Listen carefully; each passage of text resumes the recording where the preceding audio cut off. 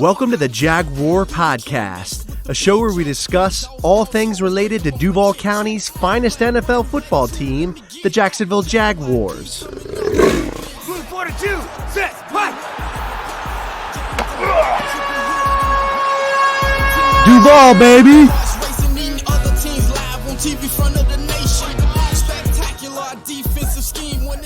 Hey everybody, it's Andrew and welcome to episode 106 of the Jaguar Podcast. In this episode, I'll be changing up the format on you and I'll be having a discussion with Jacksonville Jaguars rookie safety, Daniel Thomas. Daniel Thomas was drafted in the 5th round from Auburn. He had a total of 199 tackles, 5 interceptions, 8 pass deflections, and 3 fumble recoveries. I had a blast talking all things Jags with Daniel, really enjoyed it, and I hope you do as well. Here's my discussion with Jacksonville Jaguars rookie safety, Daniel Thomas.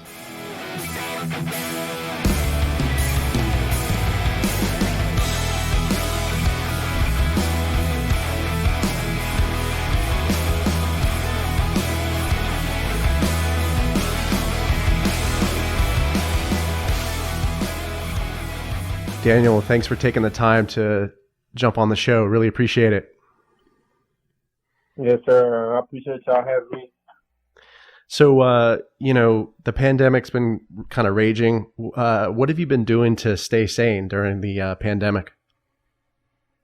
Honestly, I've just been, working out, staying in shape, just make sure I'm on the top of my, my vitamins and everything, just to, stay healthy, and just really just being patient until the season starts.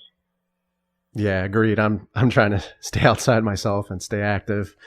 So, have you gotten a chance to talk to any of your teammates or the coaches before you reported to camp?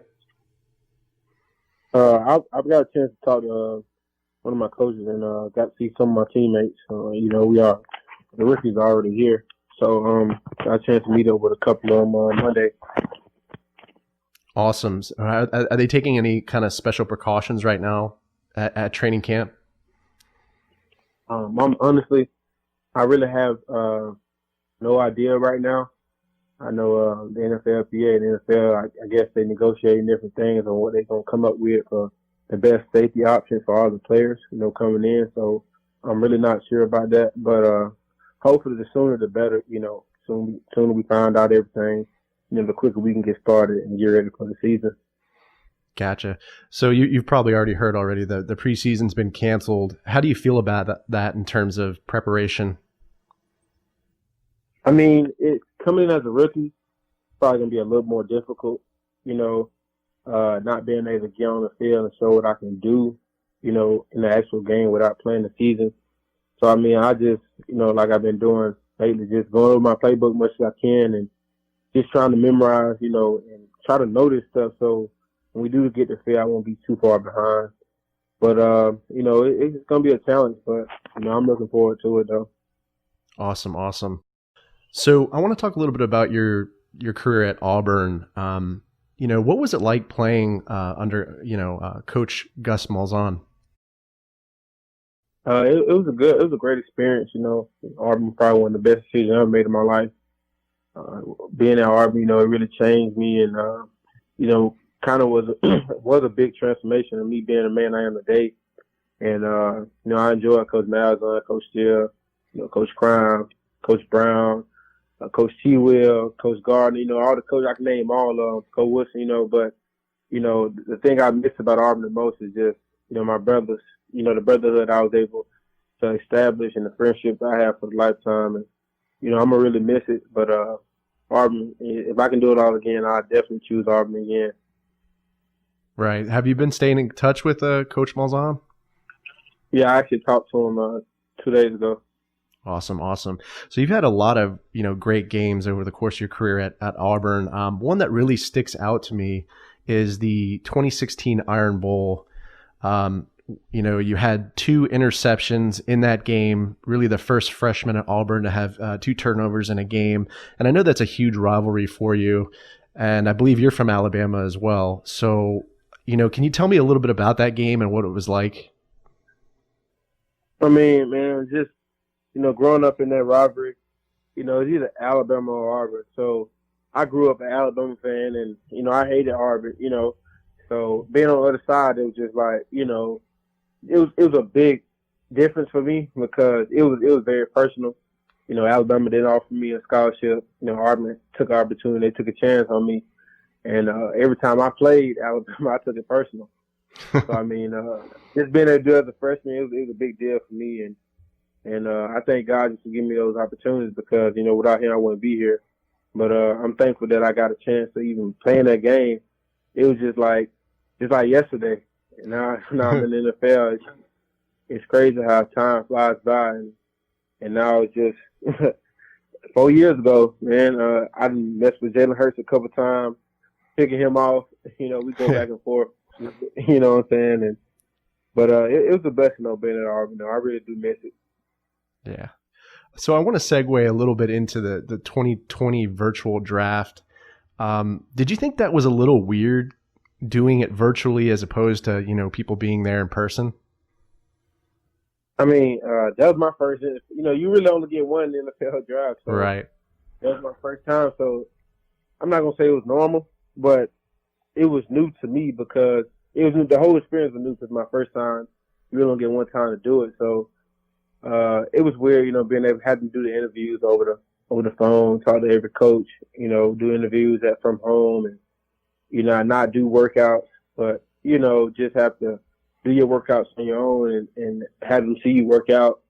And, just when it came to draft day, everything was the same, I was at home, got a chance to get that phone call of a lifetime. Yeah. But it was kind of different because, you really couldn't build a true relationship with the coaches like you want to because you're not in person. You didn't get a chance to go to the facilities and go visit different teams. So it was kind of different. So what was your initial reaction when you got the call and you were told that you were going to be drafted by the Jacksonville Jaguars? I mean, it was a shock. It's like, people say all these different things and, you never know they have these different draft grades and you fall here, you might fall there. This team might get you, these pre-mock drafts that you really don't even supposed to be paying attention to, but you get anxious sometimes and, you see people send you this stuff and your name get, tagged in different, mock drafts, as a player. And getting that call, it was so unexpected because, me and I barely talked to Jacksonville throughout the whole process. So that was probably one of the least expected teams. But God knew what he wanted me to be. And like I said, it's a blessing to be here. Yeah, man, we're excited to have you too. I'm really excited to see what you could bring up for this upcoming season. So, segueing into the upcoming 2020 season, I just was kind of curious what some of your goals were. Come this 2020 season, and honestly, I just want to play. I just want to be a difference maker. Start off with small goals. Go in and compete. For a spot. Get in rotation. And go from there. Of course I have bigger goals internally, but that's for me to keep inside. But honestly, just to go touch the field, have a feeling of being in the NFL, and on the NFL team, and competing against, talent that you watch growing up, that's going to be the biggest thing for me. You watched a lot of guys growing up, while you was in college, high school. Now you get a chance to play against them. And it's like, dang, I'm going to be able to play against Derrick Henry, be able to play against, maybe Drew Brees, maybe Peyton Manning, maybe Tom Brady. Yeah. And that different type of atmosphere is going to be big. Yeah. So, that's going to be a childhood dream come true. You're such a versatile player and playmaker, in the secondary and, on special teams at Auburn.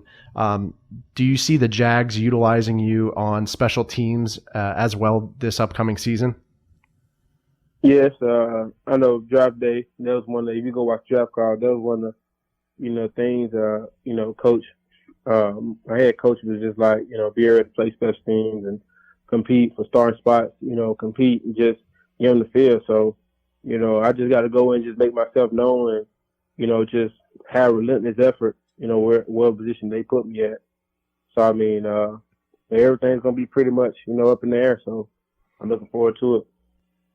Well, hey, Daniel, I wish you the best of luck. Welcome to Duval. I'll be rooting for you in this upcoming season. And thank you so much for taking the time to come on the show. I really appreciate it again. I appreciate you too. Let me get that. JYD coming up with the big sack. Quarterbacks beware, we on the prowl. Game day night, you could hear it in our growl. Intimidation on to keep their hearts racing. Eating other teams live on TV front of the nation. Spectacular defensive scheme. This episode is available on the Jaguar Podcast YouTube channel. So if you stop by, make sure to subscribe and give this video a like. Also, these episodes are available on iTunes, Podbean, Spotify, SoundCloud, Stitcher, and other major podcast distributors as well. So if you don't mind, please leave me a review and some feedback. I'd really appreciate that. If you'd like to connect with me on social media, my Twitter handle is @JaguarPodcast. I'm also on Facebook and Instagram. This is Andrew signing off. Cheers.